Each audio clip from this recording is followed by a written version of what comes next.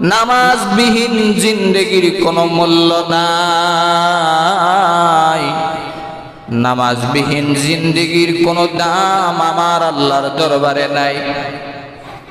যেই জিন্দেগির ভিতরে নামাজ নাই তার মূল্য আরশের মালিকের কাছে নাই।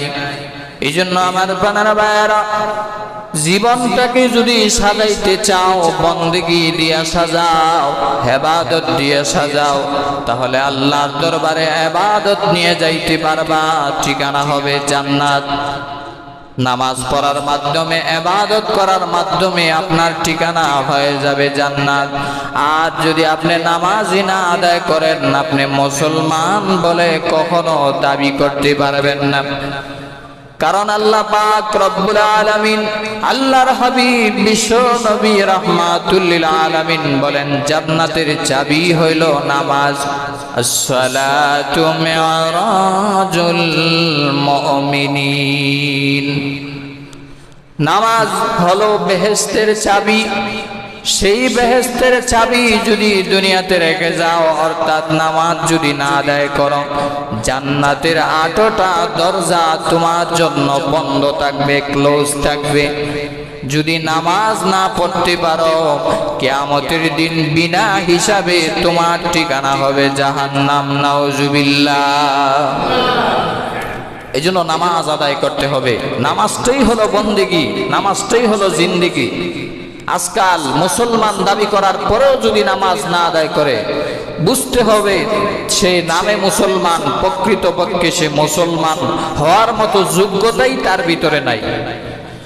এই জন্য আল্লাহর হাবিব বিশ্ব নবী রাহমাতুল লিল আলামিন বলেন, মুমিন এবং কাফিরের মধ্যে পার্থক্য হলো নামাজ। وعن جابر رضي الله تعالى عنه قال قال رسول الله صلى الله عليه وسلم بين العبد وبين الكفر الصلاة। বান্দা এবং কাফিরের ভিতরে পার্থক্য হলো নামাজ। নামাজ পড়লেন তো আপনি মুসলমান। নামাজ যদি ইচ্ছা করে কোনো ব্যক্তি ছেড়ে দেয়, সে আর মুসলমান থাকে না, সে কাফের হয়ে যায়। আমি আবারও বলছি শুনেন, কোনো বান্দা যদি ইচ্ছা করে নামাজ ছেড়ে দেয়, তাহলে সে কাফের হয়ে যাবে।